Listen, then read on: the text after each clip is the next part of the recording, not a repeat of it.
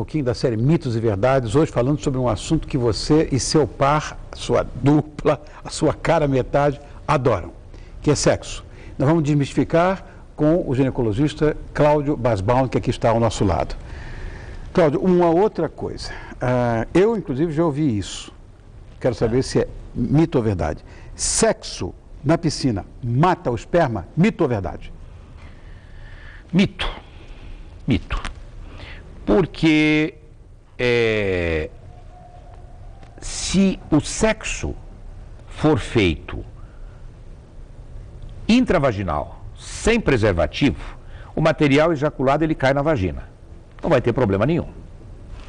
Mas como a medicina é uma ciência que não é exata, eu poderia dizer, deixa eu ver uma outra vertente. O material seminal, ele é muito sensível. Se pela temperatura, se pelo meio ambiente onde ele está externo, se eu puser numa lâmina ele vai secar, ele vai morrer. Se tiver dentro de uma água quente, vai morrer. Agora, eu entendo o sexo completo com o contato com a penetração. Claro. E então, não vai ter. Atrapalha, na água atrapalha um pouco, né? Mas ele não vai morrer. O risco de doença sexualmente transmissível e de gravidez é praticamente a mesma se fosse submarino ou fosse no deserto. Não tem a dúvida, o risco é o mesmo. Agora, até por isso, para que se entenda, por isso o testículo é do lado de fora. Quando você está na vida intrauterina, o homem, o testículo é junto do rim. E ele vai descendo, descendo e migra, e ele precisa estar fora do corpo, que lá dentro do nosso corpo, digamos, seja 37 graus, mas na bolsa escrotal ele tem meio grau a menos. E lá no fresquinho é que ele se sente melhor. Entendeu? Então, por isso que a pergunta se é mito ou se é verdade, eu diria sim, é um mito, mas existem esses aspectos da medicina que a gente tem que considerar. Correto. É mito. Outro, o uso do DIU traz infecções, mito ou verdade? Mito. Mito. A mulher que já tiver uma infecção, a mulher que tiver uma infecção no canal, uma infecção vaginal, uma doença sexualmente transmissível, uma cervicite, uma endometrite, ou seja, dentro do útero do endométrio, ela poderá agravar ou disseminar uma doença que ela já tem.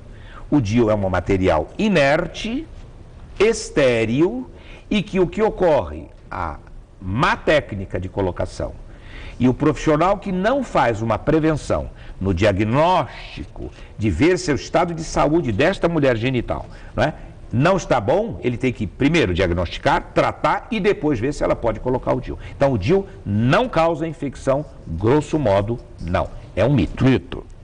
Outra coisa, homens sentem dor se não fazem sexo regularmente. Mito ou verdade? É verdade se ele for estimulado. É uma verdade.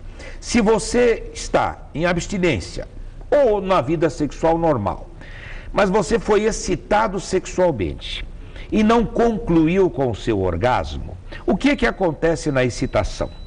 Há uma congestão, há um aumento das secreções, né? Os vasos dilatam, e aí o testículo fica mais engurgitado, o epidídimo que recebe os espermatozoides, a próstata, aumenta a secreção prostática, se preparando para a conclusão do ato sexual. E se aquilo interrompe, o que é que vai acontecer? Fica aquele estado que eu digo assim, o cara fica meio de saco cheio, literalmente, entendeu? Ele não descarregou.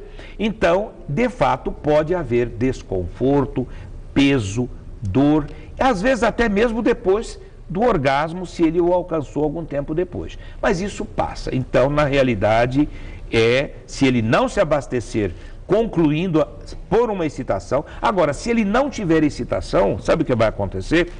Passado uma semana, 10 dias, se o homem não está nem pensando em nada, não pensa naquilo, não há mais congestão, não há nada, e ele simplesmente não tem, aquilo não se retroalimenta. Então, o que causa o peso, a dor e o desconforto é se ele for excitado. Correto. Tem uma lenda Isso eu acho muito engraçado. Diz que as bruxas saíam na noite de lua cheia. Olha onde é que nós vamos parar, hein? Porque era nessa fase que as mulheres ficavam mais bonitas, mais sensuais, enfim. Elas se aproveitavam disso para fazer filhos também. Então fica a pergunta, mito ou verdade? Na lua cheia, a libido da mulher, de fato, é maior? Mito ou verdade? Mito, absoluto mito. A mulher pode estar na lua cheia, lua minguante, seja qual for, ser uma grande amante, como pode ser na lua escura ou nas noites escuras e não estreladas. Não muda nada. É um mito. Que bobagem. É um mito. Outro mito ou verdade, se ouvia, inclusive, quando era garoto. A masturbação estimula a acne? Meu Deus do céu. Olha as bobagens. Olha, isso tinha toda uma conotação. É um mito, porque eu acredito que cultura, religião, tentando cercear o menino, porque aquilo era feio, o sexo era feio e sujo, não é? Mas o que é que estava acontecendo? O menino está entrando na puberdade, os seus hormônios estão aparecendo, ele vai se apropriando do seu corpo, buscando o prazer, que é natural e normal para ser uma pessoa saudável.